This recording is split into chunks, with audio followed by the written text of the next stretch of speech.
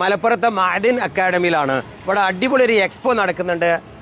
ഹറമൈനി എന്ന് പറയുന്ന ഒരു ഹജ്ജുമായി ബന്ധപ്പെട്ട ഒരു എക്സ്പോ. ചെറിയ കുട്ടികൾക്ക് പോലും പഠിക്കാൻ പറ്റുന്ന തരത്തിലാണ് ചെയ്തിട്ടുള്ളത്. ഇവിടുത്തെ വിദ്യാർത്ഥികളാണ് ഈ എക്സ്പോ കണ്ടക്ട് ചെയ്യുന്നത്. അതൊക്കെ ഒന്ന് കാണാം. വരി.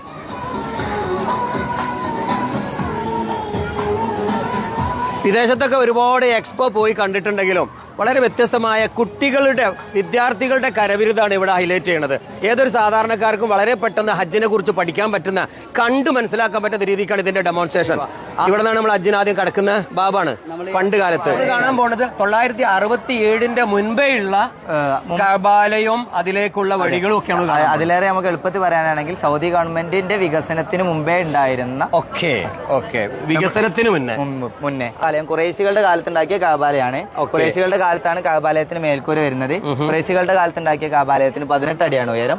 പിന്നീട് ഇവിടെ ഒരു ആവിഷ്കാരമാണ് 997 വരെ മിനയിൽ ഉണ്ടായിരുന്നത് തുണിത്തരങ്ങൾ കൊണ്ടുള്ള തമ്പുകളായിരുന്നെങ്കിൽ ഇന്ന് അത് ശീതീകരിച്ച് AC ഫൈബർ ഗ്ലാസ് ഖത്തറിന് ശേഷം 997 തീപിടുത്തം വരുന്നത്. 97 തീപിടുത്തത്തിന് ശേഷം 97 മോനെ സൗദിയിൽ ഞാനുണ്ട്. ആ രംഗം വല്ലാത്തൊരു അനുഭവമായിരുന്നു. അതിലെ വിദ്യാർത്ഥികളാണ്, കൈകളാൽ വരച്ച ചിത്രങ്ങളാണ് ഞങ്ങളിപ്പോ മൊത്തം ഇവിടെ കംപ്ലീറ്റ്. അതാണ് ഇതിന്റെ ഏറ്റവും വലിയൊരു ഹൈലൈറ്റ്. ഇതാണ് പഠിക്കുന്ന വിദ്യാർത്ഥികളുടെ ഒരു കരവിരുതാണ് ഇപ്പൊ നമ്മൾ ഈ കണ്ടത്. ഏതൊരു സാധാരണക്കാർക്കും കണ്ടു വളരെ പെട്ടെന്ന് പഠിക്കാൻ പറ്റുന്ന തരത്തിലാണ് ഇവരിത് റെഡിയാക്കിയത്. ഇപ്പൊ ഇതൊരു മത്സരം കൂടിയാണല്ലോ അല്ലെ? ഒരു കോമ്പറ്റീഷനാണ്, പല സ്ഥാപനങ്ങൾ തമ്മിലുള്ള മത്സരം. ആ റിസൾട്ട് ഇപ്പൊ എന്താ വരിക? നാളെയാ? ഞായറാഴ്ച വരും. എല്ലാം ഒന്നും. പിന്നെ ഇതിൽ ഒരു കാര്യം കൂടി ഉണ്ട്. ഇതിൽ മൊത്തം സംഗതികളുടെ കണ്ടന്റുകൾ ഒറ്റ QR കോഡിലായിട്ട് ഉൾപ്പെടുത്തിയിട്ടുണ്ട്. സൈറ്റ് ഉണ്ടാക്കിയതും ഇതേ സ്ഥാപനത്തിലെ വിദ്യാർത്ഥി തന്നെയാണ്. അതിൽ പോയതെല്ലാം കിട്ടും. എല്ലാം കിട്ടും. ഇപ്പൊ നമ്മൾ സന്ദർശിച്ച എല്ലാ കേന്ദ്രങ്ങളുടെയും മൊത്തമായിട്ടുള്ള വിവരണവും ചരിത്രവും റെഫറൻസുകളും അതിൽ നിന്ന് കിട്ടുന്നതാണ്. ഇവിടെ എന്താണ് ഈ സ്റ്റോളിൽ എന്തൊക്കെയുള്ളത്? മദീനയുടെ പഴയ ആവിഷ്കാരം നമ്മളോട് കൊടുത്തിട്ടുണ്ട്. മദീനയുടെ പഴയ പറഞ്ഞാൽ എത്രയാടാ? 1400 1400 വർഷം മുന്നേ നബി തങ്ങൾ മദീനത്തേക്ക് ഹിജ്റ വന്നത് മുതൽ 1400 കൊല്ലങ്ങൾക്ക് AD 622. ഈ ഒരു മാപ്പിൽ പറഞ്ഞു കൊടുത്ത് എത്ര നിങ്ങൾ ഒരു വീഡിയോ ഇട്ട് പറഞ്ഞു കൊടുത്താലും ഈ കാണുന്ന ഒറിജിനൽ ഒരു ഫിസിക്കൽ കാണുന്നതിന്റെ ഒരു എന്താ പറയാ റിസൾട്ട് ഒരു ചിത്രത്തിനും കിട്ടില്ല. അപ്പൊ അതാണ് ഇതിൽ ഏറ്റവും ഹൈലൈറ്റ് എനിക്ക് തോന്നുന്നത്.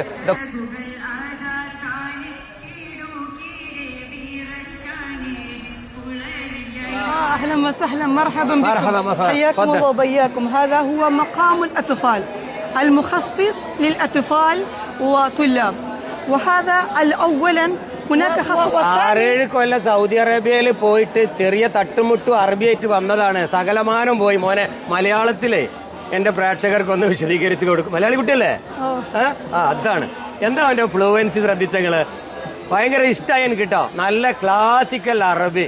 ഇതെങ്ങനെ പറയുമ്പോണ്ടല്ലോ രോമങ്ങനെ നീട്ടി കാണാൻ പോകുന്നത് കഅബയുടെ വിവിധ 10 ഘട്ടങ്ങളാണ്. എങ്ങനെ ഇന്നത്തെ കഅബ നൂറ്റാണ്ടുകൾക്ക് അല്ല ആയിരക്കണക്കിന് വർഷങ്ങൾക്ക് മുമ്പ് കഅബ എങ്ങനെയായിരുന്നു എന്നുള്ളതിന്റെ നല്ല ഒരു ഡെമോൺസ്ട്രേഷൻ ആണ്. ലൈവ് നമുക്കൊന്ന് കാണാം. സെയ്ദ് നൊഹ്മാൻ അൽ ഹൈദ്രസ് വയനാടാണ്. തങ്ങന്മാര് മാത്രമാണ്. അതൊരു പ്രത്യേകതയുണ്ട് അല്ലെ? സയ്യിദന്മാരുടെ ഒരു കലാവിരുതുകളാണ് ഇവിടെ ഉള്ളത്. നിങ്ങൾ സയ്യിദാണോ? ഇവിടെ പ്രധാനമായിട്ട് ഈ വിവിധ കാലങ്ങളിൽ നടന്ന 10 ഘട്ടം മനുഷ്യന്മാർ നടത്തിയ 10 ഘട്ടം. ആദം നബി, ഷീസ് നബി, ഇബ്രാഹിം നബി, അമാലി സമൂഹം, ജുറൂസ് സമൂഹം, കുസൈ കിലാബിന്, അങ്ങനെ ഖുറൈശ് ഗോത്രം, പിന്നെ അബ്ദുള്ള ബിൻ സുബൈർ തങ്ങളുടെ കാലഘട്ടം, ഹജ്ജാജ് ബിൻ യൂസഫ്, പിന്നെ സുൽത്താൻ മുറാദ് 4, പിന്നെ ഫഹദ് രാജാവിന്റെ കാലഘട്ടത്തിലേക്ക് എത്തിക്കഴിഞ്ഞാൽ നമ്മൾ ഇന്നത്തെ കഅബ 11 വേണമെങ്കിൽ പറയാം. അങ്ങനെ 32 മീറ്റർ ഇന്നത്തെ കഅബ. ഇതിന്റെ വേറെ പ്രത്യേകത എന്താണെന്ന് വിചാരിച്ചാൽ ഇത് ഉയർത്താൻ വേണ്ടിയിട്ട് ഇബ്രാഹിം നബി നിന്നൊരു കല്ലിങ്ങനെ ഉയർന്നു പോകും. അതാണ് പിന്നീട് ഇബ്രാഹിം മക്കാം എന്നിട്ട് നമുക്ക് കാണാൻ കഴിയുന്നത്. ഈ 2 ജനതകൾ അമാലിക ഗോത്രവും ജുർഹും ഗോത്രവും ഇസ്മായിൽ നബീന്റെ ആൾക്കാരാണ്. ഇവർ രണ്ടാളും പണിത് 4-5 ഘട്ടങ്ങൾ കഴിഞ്ഞ് പിന്നെ റസൂലുള്ളാഹിന്റെ വല്യപ്പ ഹുസൈൻ ബിൻ കിലാബ്. ഇവ ഈ 3 ഘട്ടങ്ങൾ ഏകദേശം ഈ ഒരു രൂപത്തിലാണ്. അതായത് മുകളിൽ ഗ്രൂഫ് ഇല്ലാത്ത 2 ഡോർ വരുന്ന രൂപത്തിലാണ്. പിന്നീട് പ്രധാനമായിട്ട് കഅബക്ക് മാറ്റം സംഭവിക്കുന്നത് ഖുറൈശികളുടെ കാലഘട്ടത്തിലാണ്.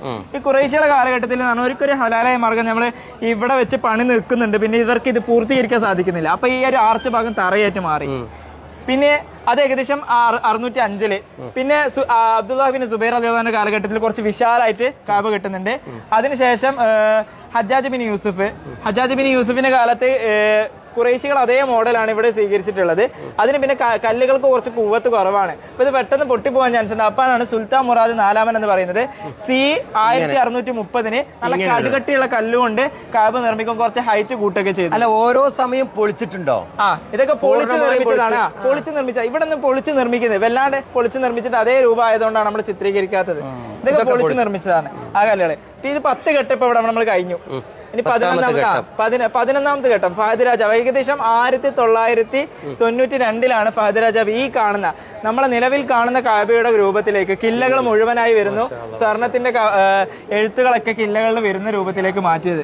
പിന്നെ നമ്മൾ ഇവിടെ നിന്ന് ഇപ്പൊ തുടങ്ങുകയാണെങ്കിൽ ഹജറുൽ അസ്വദ്, ഇന്ന് നിലവിൽ സൂക്ഷിക്കപ്പെടുന്ന ഹജറുൽ അസ്വദ് വെറും 7 കഷ്ണം മാത്രം. ഇതൊക്കെ ഫുള്ള് സ്വർണ്ണ വർക്കാട്ടോ. ഈ ഡോറൊക്കെ നല്ല ഫഹദ് രാജാവിന്റെ കാലത്ത് തന്നെ നല്ല അടിപൊളിയായിട്ട് വന്നിട്ടുണ്ട്. നമ്മൾ നേരത്തെ സൂചിപ്പിച്ചല്ലോ ഇബ്രാഹിം നബീനെ ഒരു കല്ല് പൊന്തിച്ചു, ആ കല്ലാണ് ഈ സൂചിപ്പിക്കുന്നത്. ഖിബിലത്തുൽ ഖിബില എന്ന് പറയും. അതായത് ഈ സ്വർണ്ണപ്പാത്തി നമുക്ക് കാണാം. ഈ സ്വർണ്ണപ്പാത്തി ഈ കില്ലയുടെ കാബയുടെ സ്വർണ്ണപ്പാത്തി ഡയറക്ഷൻ നേരെ പോകുന്നത് ഹബീബന റസൂലുള്ളാഹി സ്വല്ലല്ലാഹു അലൈഹി വസല്ലമ തങ്ങൾ അന്ത്യവിശ്രമം കൊള്ളുന്ന റൗള ഷരീഫിലേക്കാണ്. ഇത് നേരെ ഡയറക്റ്റ് പോകുന്നത്. ഇന്ത്യയിലെ തേക്ക് കൊണ്ടാണ് ഇത് നിർമ്മിച്ചത് പഴയ കാലങ്ങളിൽ. വേറെ എന്തെങ്കിലും ആയിരിക്കും അല്ലേ? അതൊരു പക്ഷെ നിലമ്പൂരിലെ തേക്കൊക്കെ ആയിരിക്കും. ഏറ്റവും നല്ല തേക്ക് നിലമ്പൂരിലാണ്. ഇന്ത്യ തന്നെ അത് നിലമ്പൂരിലാണ്. സിക്കായത്തിൽ ഹജ്ജ് എന്ന് പറഞ്ഞിട്ട് നമ്മളിവിടെ കൊടുക്കണ്ടേ. അതായത് പണ്ട് കാലങ്ങളിൽ അബ്ദുൽ മുത്തലിബ് ഒക്കെ ഇവിടെ മക്കയും മദീനയൊക്കെ സന്ദർശിക്കുന്നവർക്ക് ഈ സംസം വെള്ളം കൊടുത്തിട്ടാണ് സ്വീകരിക്കാറ്. അതേപോലെ പ്രേക്ഷകരെ നമ്മൾ ഈ ഒരു എക്സ്പോന്റെ വേദിയിൽ സംസം വെള്ളം കൊടുത്ത് സ്വീകരിക്കണം. ഒറിജിനൽ സംസം വെള്ളം. ഇതിന്റെ വർക്കുകളൊക്കെ നോക്കിയാൽ മനസ്സിലാവും മൊത്തം സ്വർണ്ണാണ്. ഇതൊരു പ്രിന്റിംഗ് അല്ല. എല്ലാ വർഷവും അവർ റീപ്ലേസ് മുഹറത്തിൽ മാറ്റും. അപ്പൊ എന്നിട്ട് ഇത് ഓരോരോ പീസ് ഇതുപോലെ സംസം വെള്ളത്തിൽ കിഴുകിയിട്ടാണ് അവർ കൊടുക്കുന്നത്. അതൊരു പരിശുദ്ധിയുടെ ഭാഗമായിട്ട് അവർ അതിന്റെ ആത്മീയവശങ്ങളൊക്കെ നോക്കിയിട്ട് കൊടുക്കും. പിന്നെ അതിന്റെ സെന്ററിൽ വരുന്ന ഒരു വെള്ളീന്റെ ഇതാണ്. ഇതൊക്കെ മനുഷ്യൻ ഇത് കൈകൊണ്ട് തുന്നി കൊടുത്തതാണ്. ഏകദേശം എത്ര 200ഓളം തൊഴിലാളികൾ ഇതിന്റെ പിന്നിൽ പ്രവർത്തിക്കുന്നുണ്ട്. അതിന്റെ ചിത്രങ്ങളൊക്കെ നമ്മൾ ഇവിടെ ആവിഷ്കരിച്ചിട്ടുണ്ട്. 120 കിലോ. അതൊരു പുതിയ അറിവ് കേട്ടാ, മാഷാ അല്ലാ. അപ്പൊ ഇന്ന് കാബയുടെ ആ ഒരു കില്ലയുടെ സ്വർണം മാത്രം 120 കിലോ ഉണ്ടാവും മൊത്തം. അതൊരു വല്ലാത്ത ഒരു ഇൻഫോർമേഷൻ. കാര്യം പറയുകയാണെങ്കിൽ കാബക്കുള്ളിൽ ആകെ ഒരാളെ മാത്രമേ പ്രസവിക്കപ്പെട്ടിട്ടുള്ളൂ. അതായത് ലോകത്ത് ഒരാളാണ്.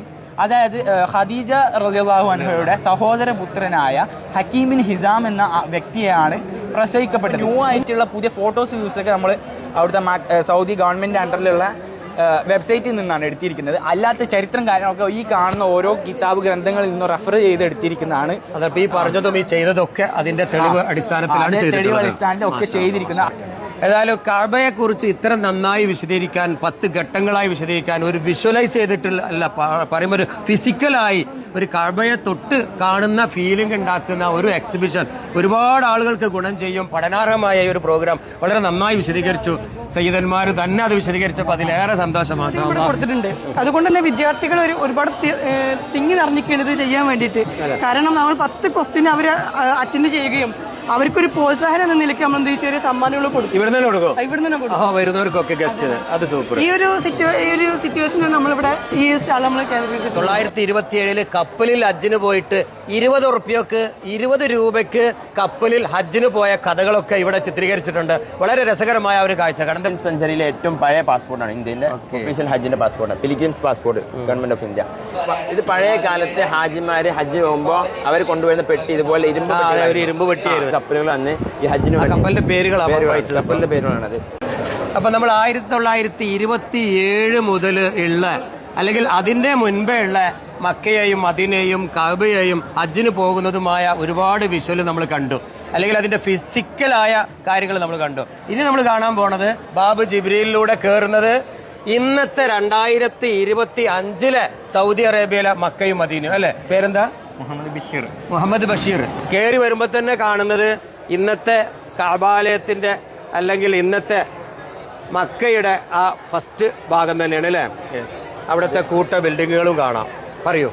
ഇത് മക്ക, മദീന, അതുപോലെ നമ്മൾ സാധാരണയായി പോകുന്ന 45ഓളം പ്രധാന ചരിത്ര സംഭവങ്ങൾ അടങ്ങിയ കേന്ദ്രങ്ങളെ ഉൾക്കൊള്ളിച്ചിട്ടുള്ള ഒറ്റ പ്ലാറ്റ്ഫോം, ഒറ്റ മിനിയേച്ചർ. സൗദി അറേബ്യ മുഴുവൻ മക്കയും മദീനയും നമ്മൾ സാധാരണ പോകുന്നത് നമ്മൾ അറിഞ്ഞിരിക്കേണ്ടതുമായ 45ഓളം പ്രധാന കേന്ദ്രങ്ങളാണ് അടിസ്ഥാനമാക്കിയിട്ടുള്ളത്.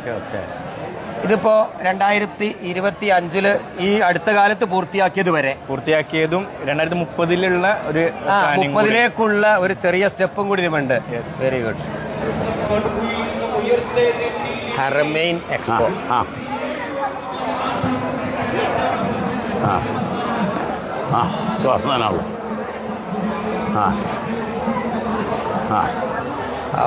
പഴയ കാലത്തെ ഹജ്ജ് ഉണ്ടല്ലോ, അതാണ് ഇന്നത്തെ പുതുതലമുറക്ക് ചിന്തിക്കാനും പഠിക്കാനുള്ളത്. ഇന്നത്തെ സൗകര്യങ്ങളൊന്നും ഒന്നുമില്ല. മയ്യത്തും പുടവ വരെ ബാഗ് ചെയ്ത് കൊണ്ടുപോകുന്ന 927 ഹജ്ജിന് പോകുന്ന ആളുകളെ അവിടെ കുട്ടികൾ പരിചയപ്പെടുത്തി.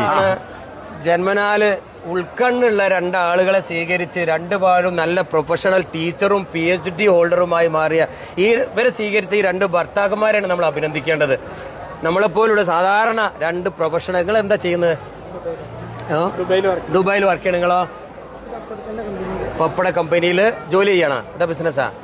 ജോലി ചെയ്യണം. കണ്ടോ, ഇങ്ങനെ സാധാരണക്കാരിൽ ജീവിച്ച ഇവർക്ക് 2 പ്രൊഫഷണൽസിനെ കിട്ടിയല്ലോ. അതാണ് ഏറ്റവും വലിയ സന്തോഷം. മാഷാ അല്ലാ. മക്കളായോ? കഴിഞ്ഞിട്ടേ ഉള്ളൂ. മാഷാ അല്ലാ. തീർച്ചയായിട്ടും നല്ല കുടുംബാവട്ടെ, കൂടെ ഉണ്ട്. നമുക്ക് ഒറ്റയ്ക്കാണ് നമുക്കൊരു പ്രോഗ്രാമില് നിങ്ങളുമായിട്ട് ഒരു മുഖാമുഖം ചെയ്യണം.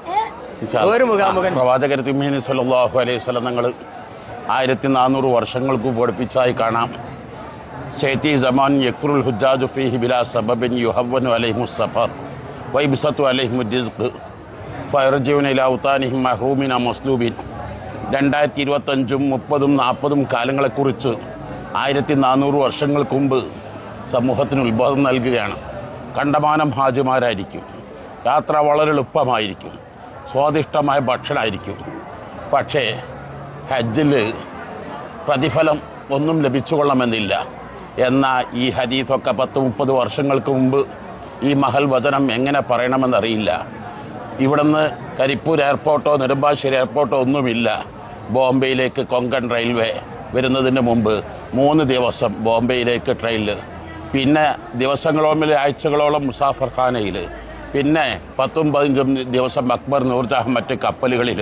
പലപ്പോഴും കപ്പലുകളിൽ നിന്ന് മരിക്കുന്നത് 1969-ലും 79-ലൊക്കെ എൻ്റെ ഉപ്പ ഹജ്ജിന് പോകുമ്പോൾ കൊണ്ടുപോയ ഏറ്റവും വലുത് കണ്ണുനീരൊലിപ്പിക്കുന്ന രംഗമായിരുന്നു. കഫംപുട, കുന്തിരിക്കം, പരുത്തി. കപ്പലിൽ നിന്ന് മരിച്ചാൽ എന്ത് ചെയ്യാൻ പറ്റും? എന്നാൽ ആ കാലത്തെ റൂട്ടും എല്ലാ അബുനാബുൽ ബഷർ ആദം അലൈഹി സ്വലാത്തു വസ്സലാം തങ്ങൾ ഇന്ത്യയിൽ ഇറങ്ങി ശ്രീലങ്കയിൽ പോയ റൂട്ട്, അതുപോലെ തന്നെ പണ്ട് കാലത്ത് നടന്നുപോയ റൂട്ട്, പിന്നെ കപ്പലുകളുടെ റൂട്ട്, ഇപ്പോഴത്തെ സംവിധാനങ്ങൾ പഴയതും പുതിയും താരതമ്യപ്പെടുത്തുന്നത്.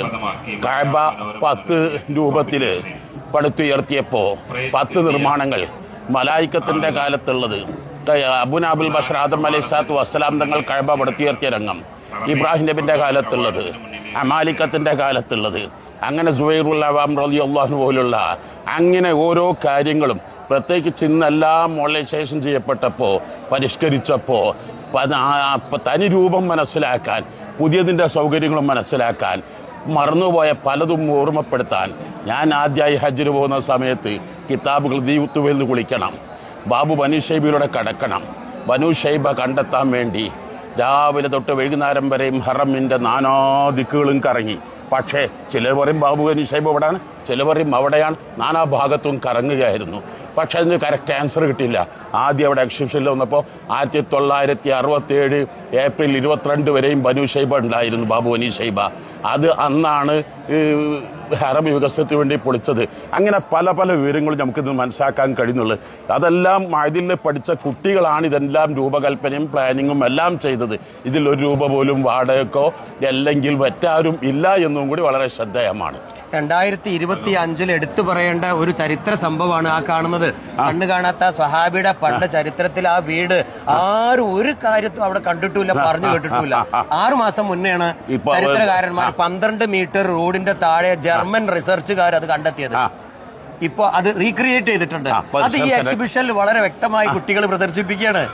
അതാണ് 2025 1927 തമ്മിലുള്ള വല്ലാത്തൊരു വ്യത്യാസം ഞാൻ ഫീൽ ചെയ്തത്.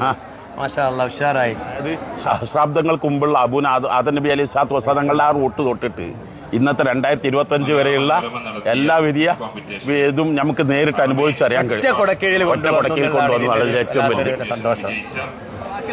ഇതിന്റെ വിഷ്വൽസ് ഞാൻ ഇടുന്നുണ്ട്. ഇതിന്റെ മൊത്തം വീഡിയോ ഇതിന്റെ തൊട്ട് താഴെ ഇതിന്റെ ലിങ്കിലുണ്ട്. അതെല്ലാവരും കാണുക, നിങ്ങളുടെ അഭിപ്രായം രേഖപ്പെടുത്തുക. ഈ വീഡിയോ നിങ്ങൾക്ക് കാണാൻ അതിനും തയ്യാറാക്കിയ ഒരു QR കോഡ് അതിന്റെ താഴെ ഇടുന്നുണ്ട്. അതിലെല്ലാ വിഷ്വൽസും ഉണ്ടാകും.